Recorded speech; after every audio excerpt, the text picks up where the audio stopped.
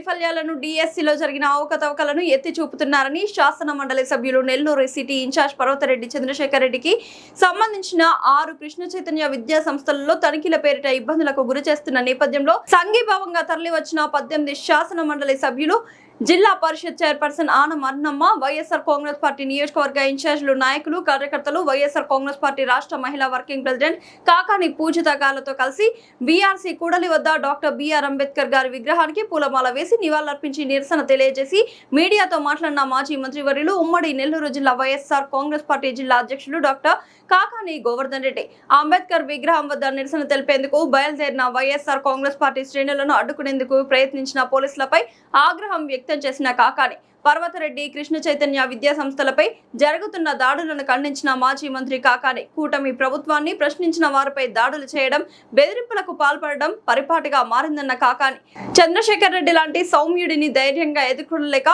కూటమి ప్రభుత్వం ఇబ్బందులకు గురి చేస్తుందన్న కాకాని జగన్మోహన్ రెడ్డి మాకిచ్చిన గుండె ధైర్యంతో పోరాడతాం తప్ప వెన్ను చూపమన్న కాకాని గత వైఎస్ఆర్ కాంగ్రెస్ పార్టీ ప్రభుత్వంలో ఎన్నడైనా ఇలాంటి దాడులు జరిగాయని ప్రశ్నించిన కాకాని ఇకరైనా కూటమి నాయకులు ఇలాంటి దాడులకు బెదిరింపులకు పాల్పడడం మానుకోవాలని హితవు పలికిన కాకాని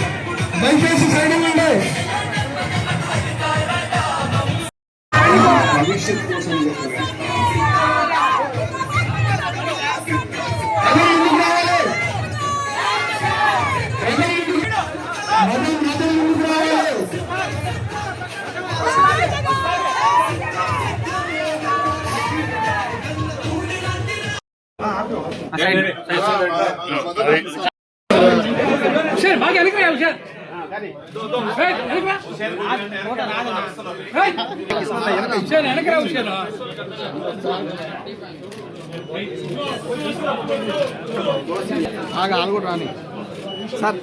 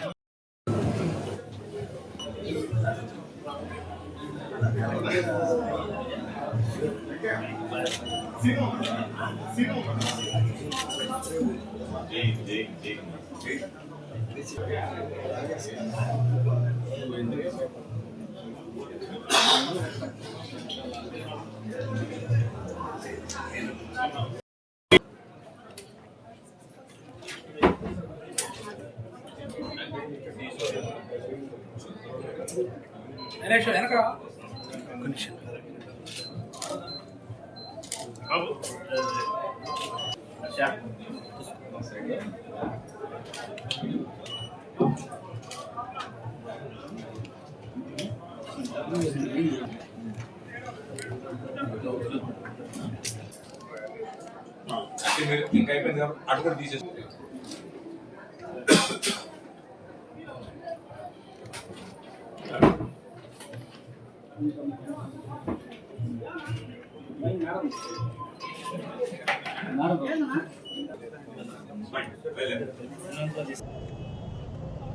వైఎస్ఆర్ కాంగ్రెస్ పార్టీ 2024లో ప్రతిపక్షంలోకి వచ్చిన మొదటి రోజే ఊహించాను.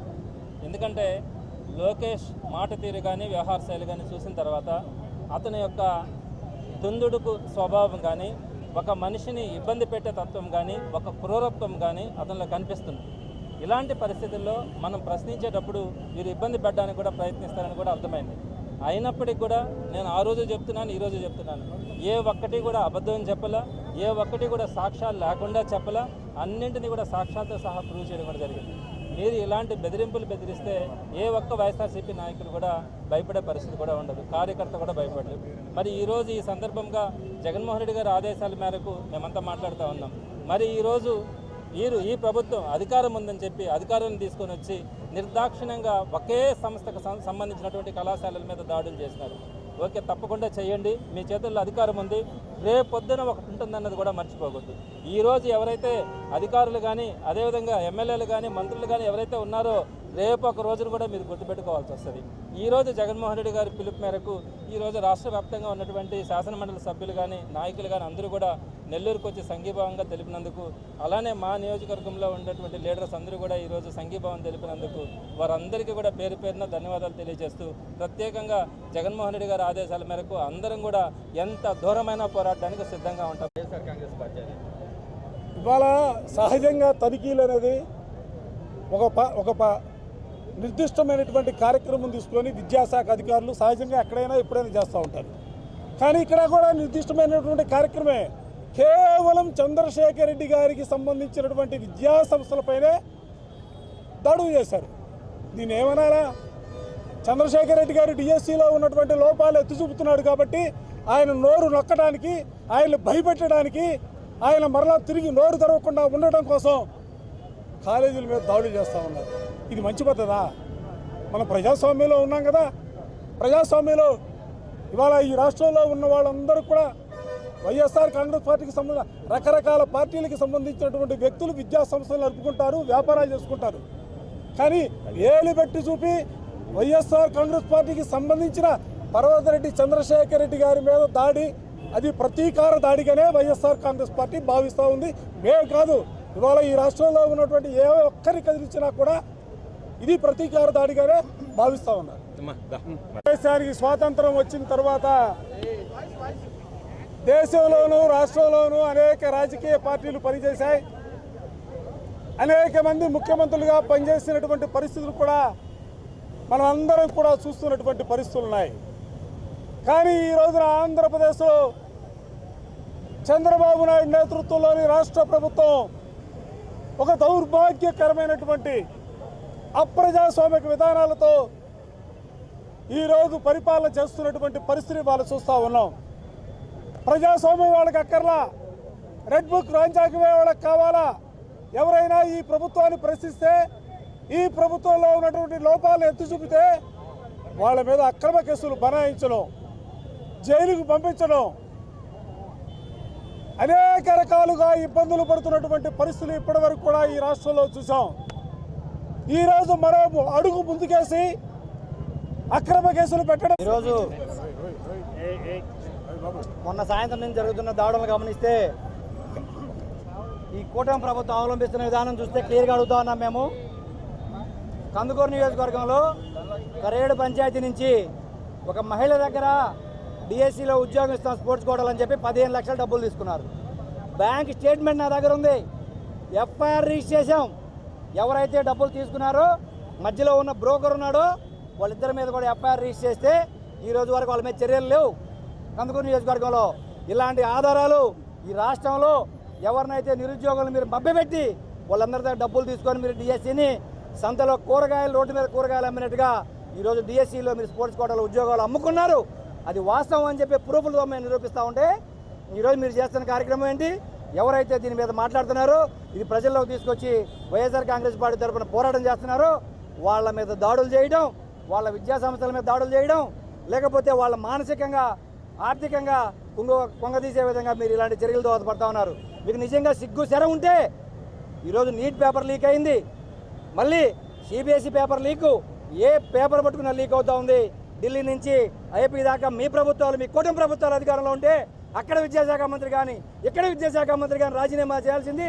నైతికంగా బాధ్యత వహించి మీ మీద బాధ్యత ఉంటే అది వదిలి పక్కన పెట్టి మీరు రాజీనామాలు చేయకుండా మీ తప్పులను ఎత్తి చూపించే వాళ్ళ మీద మీరు ఈరోజు ఇలాంటి దాడులు చేయడం నిజంగా సంస్కారహీనంగా ఉందని చెప్పి అడుగుతా ఉన్న కూటమి ప్రభుత్వాన్ని. అధికారంలోకి వచ్చిన తర్వాత ప్రజలకు వచ్చిన హామీల మీద కాన్సన్ట్రేషన్ చేయకుండా ఏదైతే వైఎస్ఆర్ కాంగ్రెస్ పార్టీ మా నాయకులు గొంతు నొక్కాలని వాళ్ళ మీద మాత్రం కాన్సన్ట్రేషన్ చేస్తోంది. ఎందుకంటే ఏదైతే ఈరోజు ప్రభుత్వము చేస్తుందో, ఈరోజు మా చంద్రశేఖర్ రెడ్డి అన్న, పర్వతిరెడ్డి చంద్రశేఖర్ రెడ్డి అన్న తను ఏదైతే డిఎస్సి మీద మాట్లాడాడో, అంటే డిఎస్సిలో తప్పులు దొర్లినాయి, అనేకమైన తప్పులు చేశారు. కాబట్టే మీ అందరికీ కూడా తెలుసు, ఈరోజు మొన్న చెప్పిన డిఎస్సిలో అన్న సాక్ష్యాధారులతో సహా ఎవిడెన్స్తో సహా మీడియా ముందర పెట్టడం జరిగింది. ఎందుకంటే స్పోర్ట్స్ కోటాలో అనేకమైన తప్పులు దొరికాయి, అనేక మందికి ఈరోజు మీరు ఉద్యోగాలు ఇవ్వడం జరిగింది. అంటే ఈరోజు చాలామంది మెరిట్ సాధించిన అభ్యర్థులందరూ కూడా వాళ్ళ జాబ్ కోల్పోయిన పరిస్థితి. అలాంటి పరిస్థితిలో ఈరోజు మేము వాళ్ళందరికీ అండగా నిలబడి డిఎస్సిలో తప్పులు దొరికినాయని సాక్ష్యాధారులతో కూడా ప్రవేశపెట్టి, ఎందుకంటే మేము తప్పుగా ఏం చెప్పలే, ఏవైతే వాళ్ళు మెగా డిఎస్సి మేము అద్భుతంగా చేశారని చెప్పారో అది మెగా డిఎస్సి కాదు, దగా డిఎస్సి అని చెప్పడం జరిగింది. ఎందుకంటే 16,000 పోస్టులు ఇచ్చి మేము గొప్పగా చెప్పుకోవడం జరిగింది. మేము 16,000 పోస్టులు ఇచ్చాము అని, డిఎస్సి ఇచ్చామని గొప్పగా చెప్పుకున్నారు. కానీ 16,000 పోస్టులలో ఈరోజు 1,600 తప్పులు పైన ఉన్నాయి. తప్పుల మీద తప్పులు చేస్తూ వచ్చారు. ఎందుకంటే డిఎస్సి తర్వాత స్పోర్ట్స్ కోటాలో మొత్తం అంతా తప్పులు దొరికాయి. కాబట్టి డిఎస్సిని నిజంగా చాలా దగా జరిగింది. కాబట్టే ఈరోజు మా వైఎస్ఆర్ కాంగ్రెస్ పార్టీ దాన్ని తీసుకొని ఈరోజు చంద్రశేఖర్ రెడ్డి అన్న కూడా దాని మీద సీరియస్గా మాట్లాడి అందరికీ కూడా ప్రతి ఒక్కరికి అర్థమయ్యే విధంగా ఎవిడెన్స్ సహా ముందర పెడితే ఈరోజు చంద్రశేఖర్ రెడ్డి అన్న మీద కక్ష సాధింపు. అందరికీ నమస్కారం. మనం చూసాం మొన్నటి నుంచి మా ఎమ్మెల్సీ గారైన పర్వతిరెడ్డి చంద్రశేఖర్ రెడ్డి గారి విద్యా సంస్థల మీద సోదాలు నిర్వర్తిస్తూ దాడి చేశారు. ఇప్పుడే మా ఎమ్మెల్సీ గారైన అప్పిరెడ్డి గారు చెప్పినట్టుగా ఈ నెల్లూరులో 70 కాలేజీలు ఉంటే ఒక్క చంద్రశేఖర్ రెడ్డి గారి కాలేజీల మీద ఎందుకు దాడి చేశారు?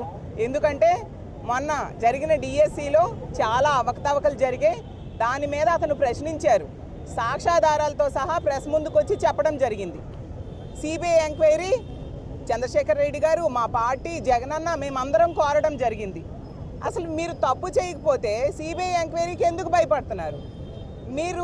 మేము అడిగిన వాటికి సమాధానాలు ఎందుకు చెప్పట్లేదు? చెప్పకుండా ఇలా వ్యక్తిగత వ్యాపారాల మీద దాడులు చేయించడం ఏంటి? అంటే రాజకీయంగా, ఆర్థికంగా అనగదొక్కి వీళ్ళ గొంతు నొక్కేద్దామని వీళ్ళు ప్రయత్నిస్తూ ఉన్నారు. ముందు నుంచి కూడా చంద్రశేఖర్ రెడ్డి గారు అయినా, మా వైఎస్ఆర్ కాంగ్రెస్ పార్టీ అయినా ఈ కూటమి ప్రభుత్వం చేస్తున్న అవినీతిని, అలాగే తప్పుల్ని వేలెత్తి చూపుతూ ఉండే పరిస్థితి కౌన్సిల్లో, బయట కూడా.